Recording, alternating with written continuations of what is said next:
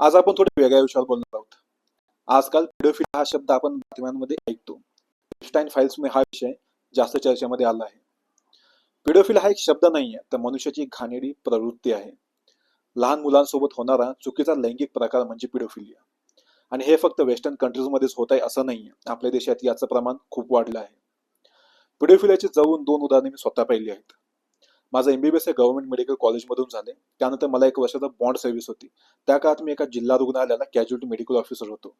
त्यावेळी काही केसेस अशा पाहिल्या आहे की विश्वास बसत नाहीये की हे आपल्या देशामध्ये होत आहे, आपल्या महाराष्ट्रामध्ये होत आहे. एक 4 वर्षाच्या मुलीवर सो कॉल्ड बाबाने अत्याचार करून त्याला मारून टाकलं होतं. त्याच्या बॉडीवर त्या नराधमाने त्या छोट्याशा जीवाला शरीरभर सिगारेटने चटके दिले होते. नंतर त्या हरामीला शिक्षा वगैरे झाली.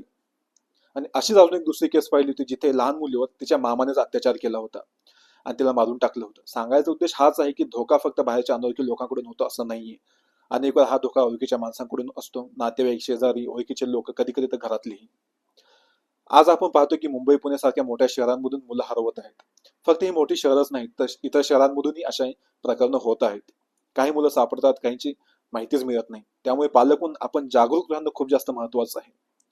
म्हणूनच मुलांना लहानपणापासून गुड टच आणि बॅड टच शिकवणं खूप महत्वाचं आहे. गुड टच म्हणजे जिथे मुलं सुरक्षित वाटतात.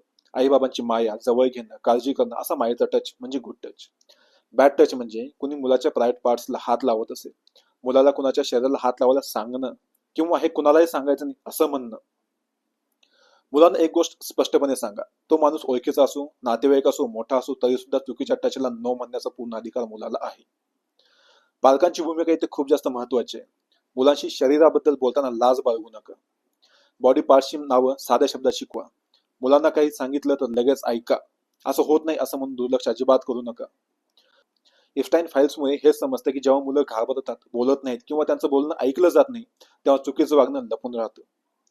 मुलांना घाबरावायचं नाहीये, पण सावध नक्की करायचं आहे. घरात मोकळेपणाने बोलता येईल असं वातावरण ठेवा.